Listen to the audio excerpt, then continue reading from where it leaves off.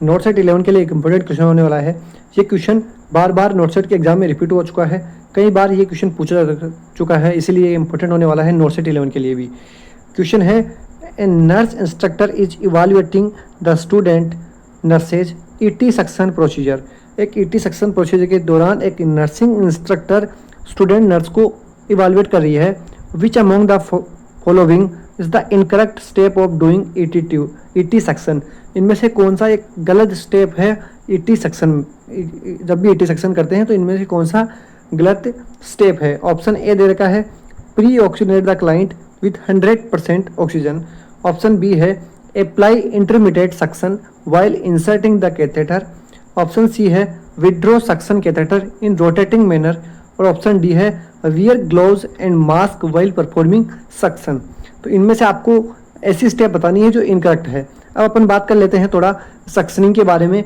Suctioning करते time किन किन बातों का ध्यान रखना ही चाहिए और क्या इंपॉर्टेंट होता है। सबसे पहले बात करें सक्शनिंग की, इंपॉर्टेंट है, एग्जाम में आता है।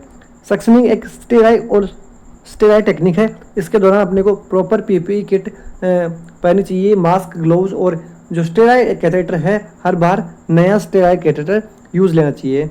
इसके अलावा जो आपको बात ध्यान रखनी है सबसे इम्पोर्टेंट, कई बार एग्जाम में ये क्वेश्चन भी आया है, हाइपर ऑक्सीजनेट। जब भी जिस भी पेशेंट में आपको सक्शनिंग करनी है तो उस पेशेंट को सबसे पहले आपको हाइपर ऑक्सीजनेट करना है 100% O2 के साथ।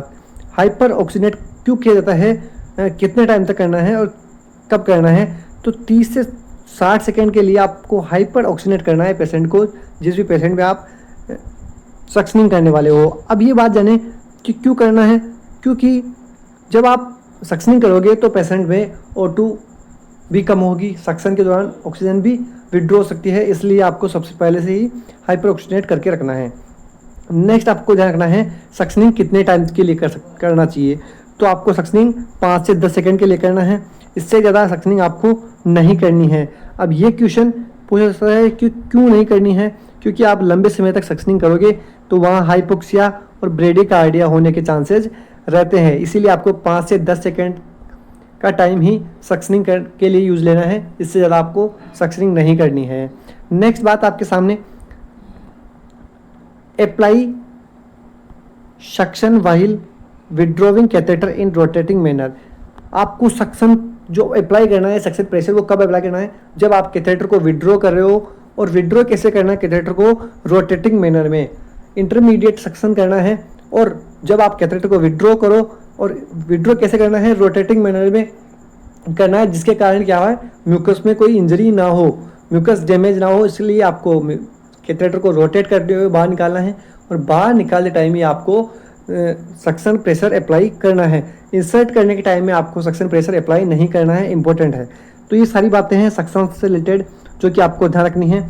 अब आपका जो क्वेश्चन पूछा था कि इनमें से कौन सी ऐसी स्टेप है जो रॉन्ग है। ऑप्शन ए था pre oxygenate the client with hyper 100% oxygen, तो बिल्कुल राइट है, ये तो करना होता है। ऑप्शन बी है, ऑप्शन सी है withdraw suction catheter in rotating manner, बिल्कुल राइट है, आपको रोटेटिंग मैनर में ही सक्शन कैथेटर को बाहर निकालना है।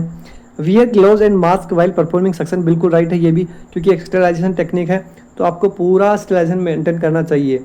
ऑप्शन बी दे रखा है यहाँ पे आपको कि apply intermediate suction while inserting the catheter, बिल्कुल गलत बात। आपको सक्शन इंसर्ट करते टाइम अप्लाई नहीं करना है। अप्लाई कब करना है आपको, जब आप कैथेटर को विड्रॉ कर रहे हो, और विड्रॉ कैसे करना है, रोटेटिंग मैनर में। इसीलिए जो ये बी वाली स्टेप है बिल्कुल गलत है, ये आपको ईटी सक्शन के दौरान काम में नहीं लेनी है। इंपॉर्टेंट क्वेश्चन है, याद रखना है, पूरी स्टेप्स एग्जाम में देखने को मिलेगा। धन्यवाद।